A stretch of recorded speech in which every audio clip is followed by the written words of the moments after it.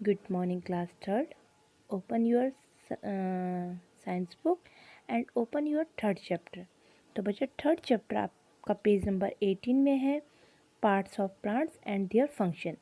इससे पहले आपने एनिमल्स एंड प्लांट्स डिफर के बारे में पढ़ा था, अंतर पढ़े थे जानवर और पौधों के बारे में। आज हम पढ़ेंगे जो पौधों के भाग होते हैं उनका क्या काम होता है, अलग अलग जो उनके पार्ट्स होते हैं उनका काम क्या होता है।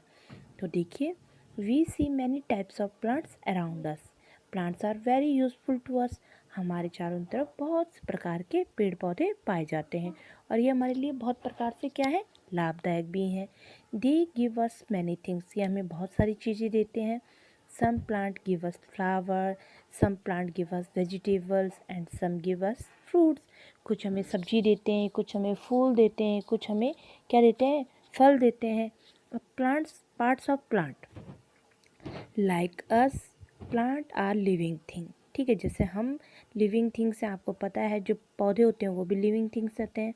Just as our body is made of different parts, plant also have many parts. जैसे हमारा जो शरीर है उसके अलग अलग भाग हैं, उसी प्रकार से पौधे के भी अलग अलग भाग होते हैं।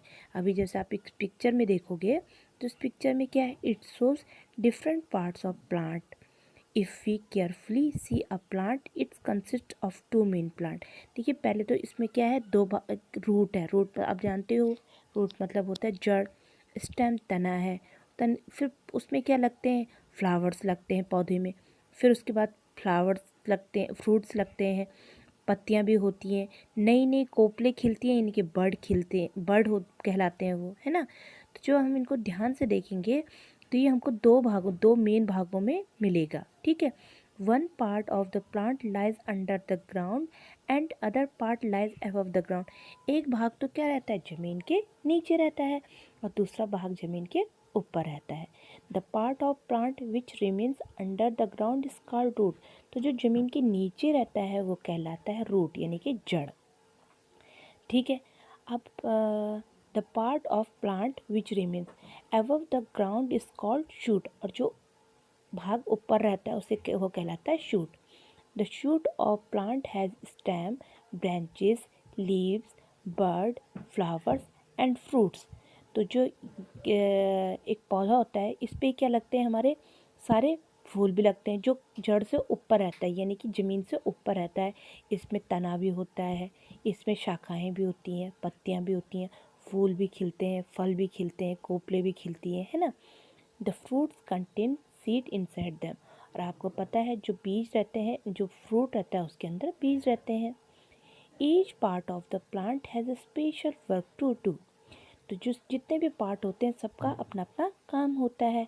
If one part of the plant does not work properly the plant will not stay healthy.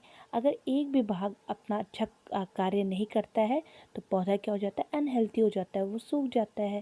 तो आज हम पढ़ेंगे इसके अलग अलग भाग के बारे में। तो सबसे पहले है रूट, यानी कि जड़। The root is the part of the plant which remains under the ground.